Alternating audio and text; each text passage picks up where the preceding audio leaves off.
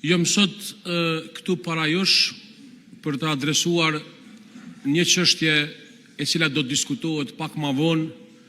e që ka të bëjë me dërgimin e ushtarëve tonë në Gaza, një ndjenjë jashtëzakonshme për secilin për ne, po edhe një krenari e madhe që Kosova e dëshmoi edhe po vërtetohet se mund të eksportoj paqe. Megjithatë, të nderuar deputet, jam këtu për të adresuar një shqetësim bukur serioz, i cili në një farë forme është ka e demotivon ushtarin e ushtrisë tonë. Si ka mundësi që mrena Ministrisë përkatëse,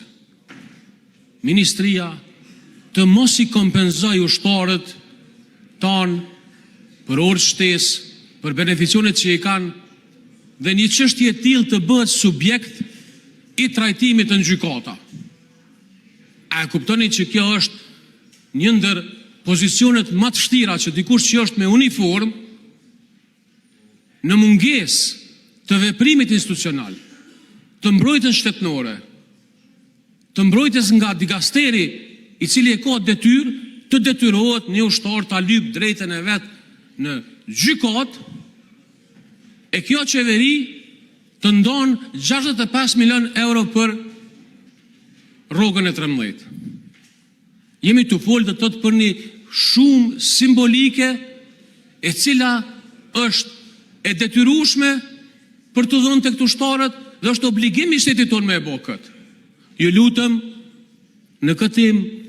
nuk du me shku pak më thellë, për shkak se nuk ka opozit dhe pozit kur të flasim për ushtarin e Kosovës, për ushtrinë tonë, merr në këtë punë seriozisht, i bëj thirrje publike qeverisë, ministrit të